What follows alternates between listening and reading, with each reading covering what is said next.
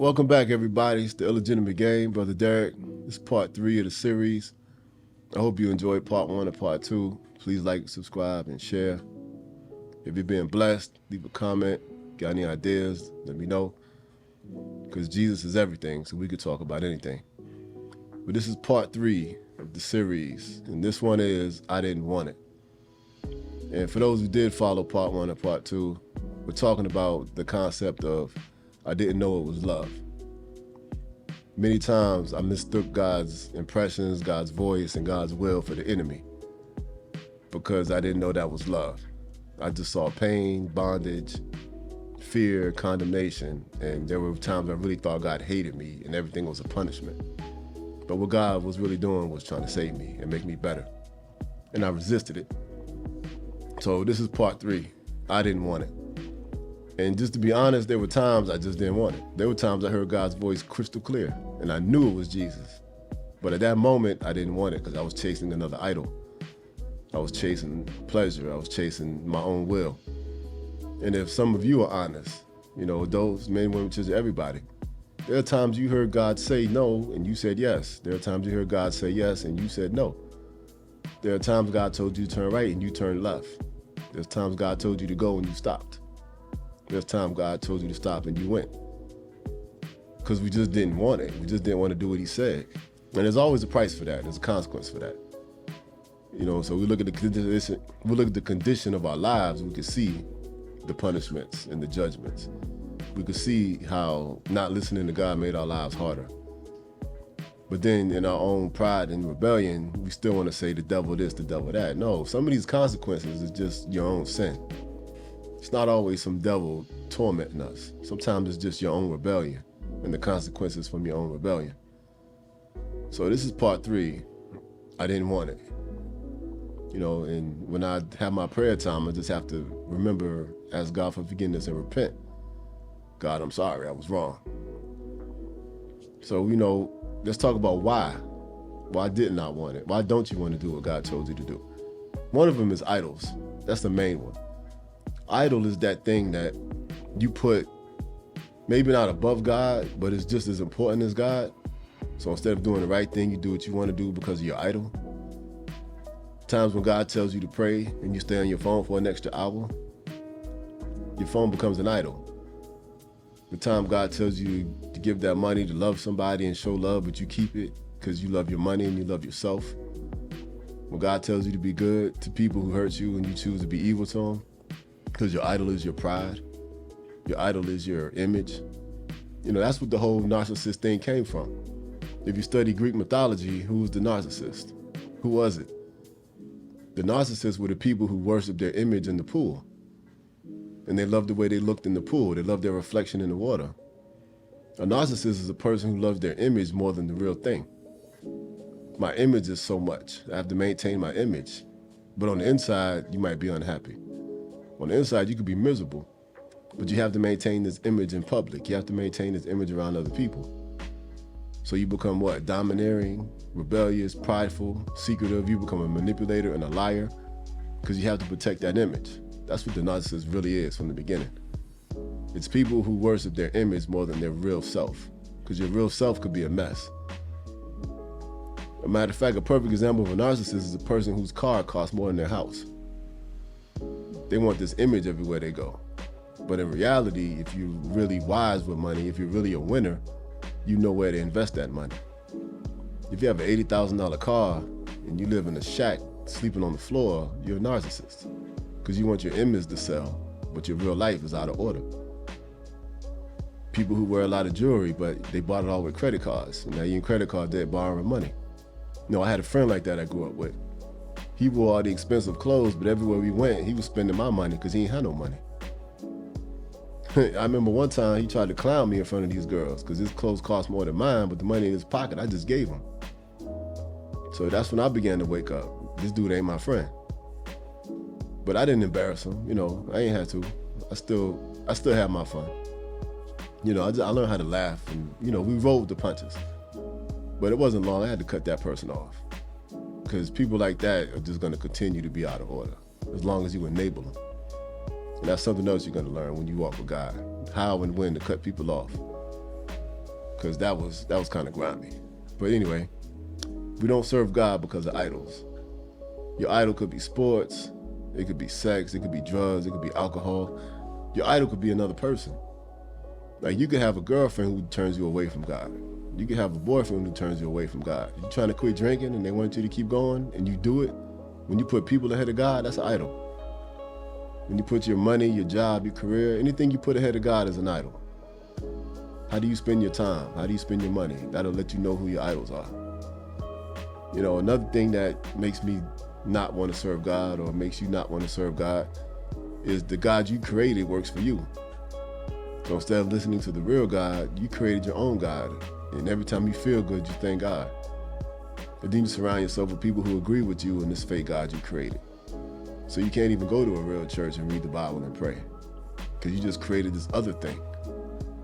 You know, and there was a few times I belonged to some subcultures and religions where I created my own God. Like, I was a 5%er for a while. Then I became this mixture of an Asiatic black Hebrew, half Christian, half Muslim. I created all this stuff to make me feel good about myself, because my soul knew I needed something, but I didn't want to go follow the real Jesus, so I had to create another one. Then I found people who agreed with me, and we created our own philosophies, and we just would go back and forth calling each other God, peace, king. And that made me feel good, because I just created a God that I wanted, and this God was just like me. So I could do what I wanted to do as long as I was winning. But when I read the real Bible, I saw how off that was. That whole culture is wrong, because it's all about self.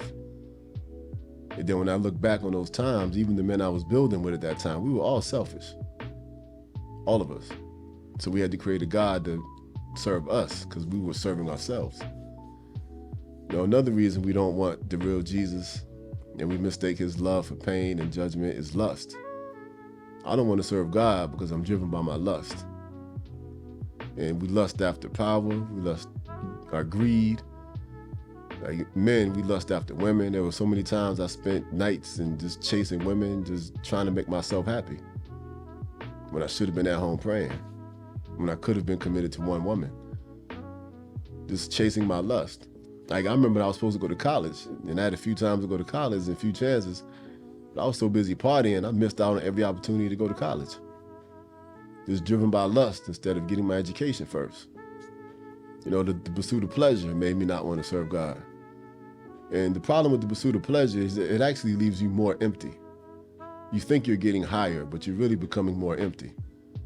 And when you keep hitting that pleasure button over and over and over again, now you need more pleasure to get the same high. And we all know what that looks like. It starts with one shot of alcohol, now you need to drink the whole gallon. It starts with one hit of the joint, now you're smoking 4 ounces of weed every day. Because it leaves you more empty. Just like women, you sleep with enough women, now you need 2 or 3. Now you need an X pill. Now you need Viagra. Like, you always need more to get the same high.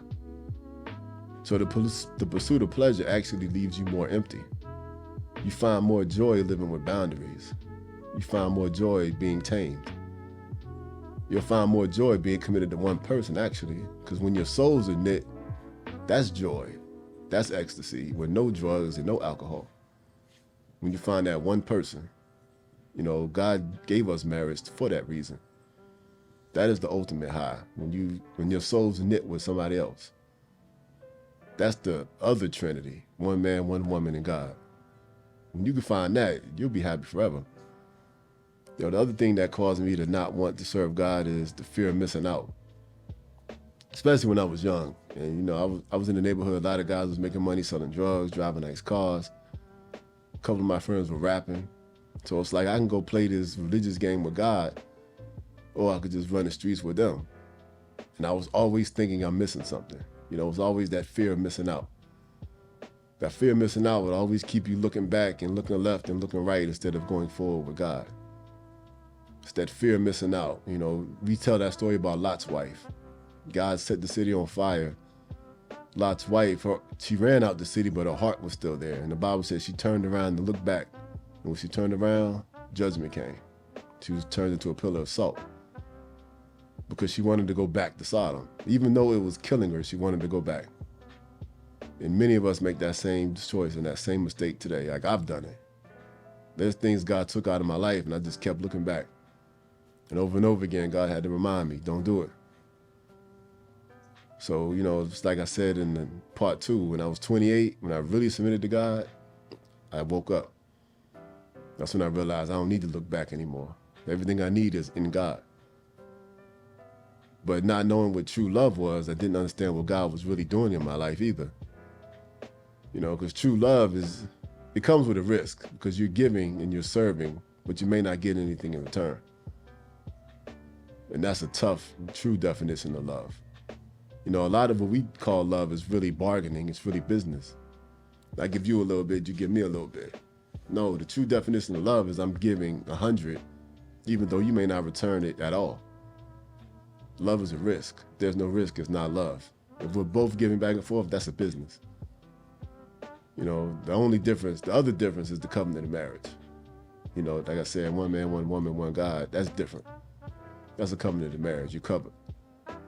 And then our children, we serve and love our children. But everything else, our jobs, our friends, our church members, the community work we do, if you truly love something, you're going to continually give, and you may not even get a thank you. Like I remember when I coached youth league football, those parents would drop their kids off in the parking lot and leave. They turned football practice into a daycare. But when things didn't go their way, those same parents were sending emails trying to get me fired. But none of them were willing to help. I did everything for the team. The equipment, the money, the food, everything. But those same parents who used me as a daycare babysitter, parents I never even saw the entire season, when they weren't happy, they wanted to get me fired. But because I love the children, I continue to serve.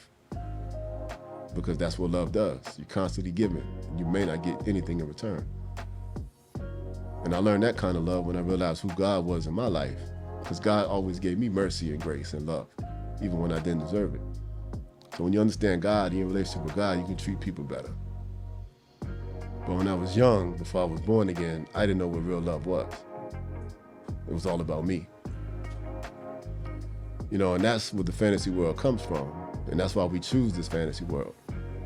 And in that fantasy world, it's always ecstasy or depression. There's no middle. So when we hear about bipolar and all the other mental health problems, it's because of the fantasy world.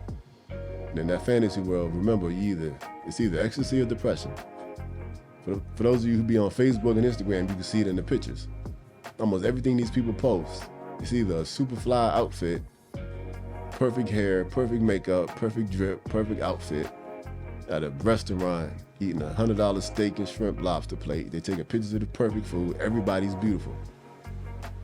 That same person might post a picture the next day. I hate life. God forgot about me. I'm gonna kill myself. The haters. Every picture, every post, it's either this perfect life or this miserable life. Me against the world. I hate this. They hate everybody. They hate the government. The very next day, they're in Dubai. I'm on top of the world. Can't nobody touch me. It's my comeback season. You see another person, they post this picture of their loved one. Yo, it's me, relationship goals. I love him, I love her. They all lovey-dovey. A week later, that same person, I dumped them, I ghosted them. I'm gonna start over, watch me come back. It's like, I'm gonna level up now because they broke up. Why? Because they're living in a fantasy world. They're not living with God. They're living in this world they created where I'm God. But the problem with that is you're not God. So what happens? You create a fantasy world. And that fantasy world is either ecstasy or depression. Why? Because it's all about you and your feelings. And because you can never admit you're a sinner, you can never admit that you're wrong, you can never admit that you're not happy because you're not in control, it's about your feelings.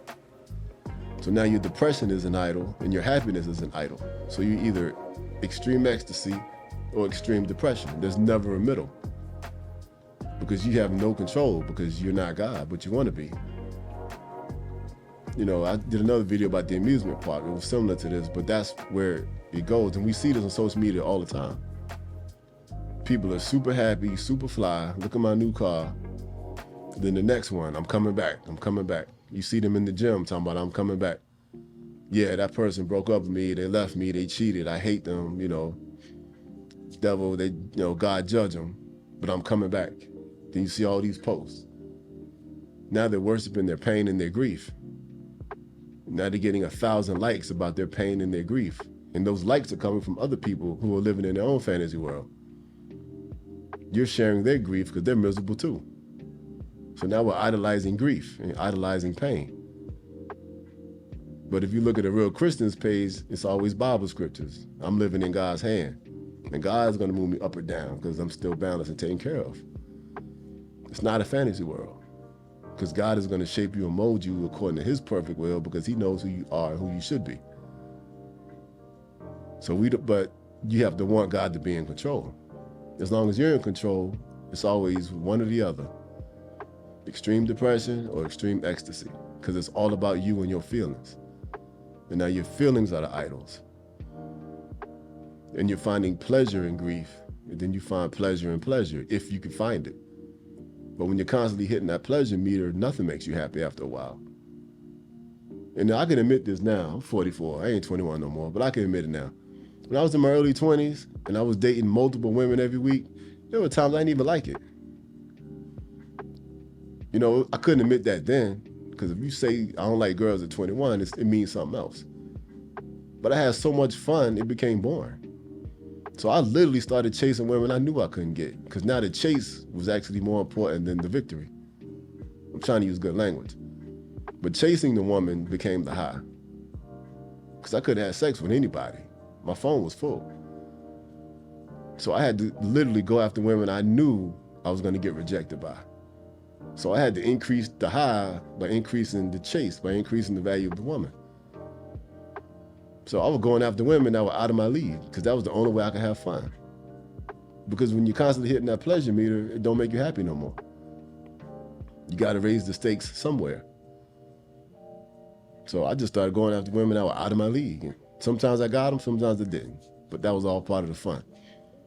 Because like I said, it's a fantasy world. I found pleasure in the rejection, and I would find pleasure in the acceptance. Because it was about the high that I had to create because I was God, instead of serving the real God. And that is what we do in so many different areas of our life if we want to be honest and tell the truth about it.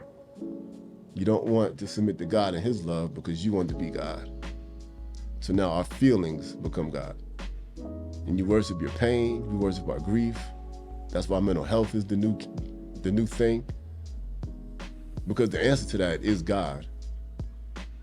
Some of us have had some real abusive situations. If you were violated as a child, that's a real problem. And I'm not talking about those people. Some people are really, really broken. But the rest of us who are just miserable because we're sinners and we're not listening to God and we want to do our own thing, that ain't a mental health problem. That's just rebellion. That's your pride and your idols driving you crazy. And you're not God. That's why things are out of order. So the sooner we surrender to God, the sooner our minds go back to peace. Because God brings us peace. But if we submit to God's peace, then I can't be king anymore. And now I can't go from one high to the other. Because your depression becomes a high, and your pleasure becomes a high. And we worship that stuff. I see it all the time. You know, people celebrating being, people celebrate their pain now. Their pain gives them attention. And as long as they're getting attention for being in pain, they will stay in that pain because it brings them attention. And over again, the Bible says, surrender that to God, lay it at the altar, and then worship him, and he puts our life back in order. And, I'm going to talk about that in part 4, surrender and control. So please, if you like this content, like and subscribe and share, and we'll get back to part 4, which is about surrender and control. Peace.